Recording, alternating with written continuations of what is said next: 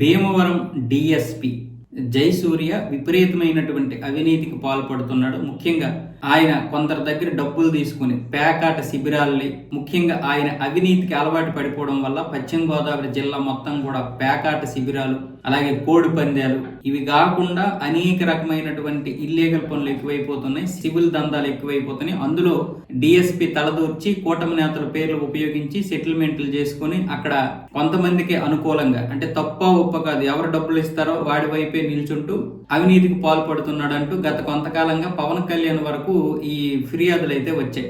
అయితే పవన్ కళ్యాణ్ కూడా గత 6 నెలల నుంచి డిఎస్పి మీద నిఘా పెట్టి నిజమా కాదా అని తేల్చుకున్న తర్వాత ఎస్పీతో మాట్లాడడం జరిగింది. పశ్చిమ గోదావరి ఎస్పీ ఏమొచ్చేసి గత 6 నెలల నుంచి కూడా ఆయన మీద నిఘా పెట్టడం. అయితే ఇందులో కొన్ని విషయాలు నిజాలు, మరికొన్ని విషయాల్లో ఆయనపై కొంతమంది కొంచెం కోపంగా ఉన్నారు, ఈ విషయాల్లో కూడా ఫిర్యాదులు రావడానికి కారణం అన్న విధంగా పవన్ కళ్యాణ్ దగ్గర అయితే ఎస్పీ చెప్పడం జరిగింది. ఇప్పుడు ఈ విషయంలో ఆయన అయితే బదిలీ చేశారు. ఆయన స్థానంలో రఘువీర్ విష్ణు అనే ఇంకొక ఆయన్ని తీసుకొచ్చి పెట్టారు. అయితే చాలా వరకు కూడా ఈయన మీద చాలా రోజుల నుంచి ఫిర్యాదులు వస్తూనే ఉన్నాయి.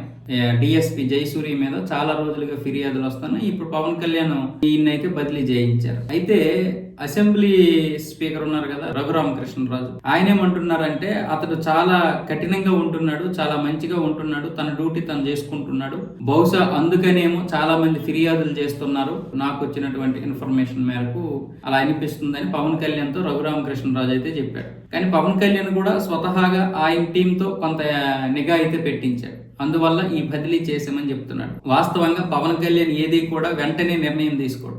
నిజమా అబద్ధమా కాదా ఏంటి అనేది ఇప్పుడిప్పుడే ఆయన అన్ని విషయాల్లో కూడా అవగాహన పెంచుకుంటున్నారు. అందుకే ఆయనకి టీం కూడా ఏర్పాటు చేసుకున్నారు. ఒక్కొక్క శాఖకి ఒక్కొక్క టీం లాగా ఇప్పుడు ఏర్పాట్లు జరుగుతున్నాయి.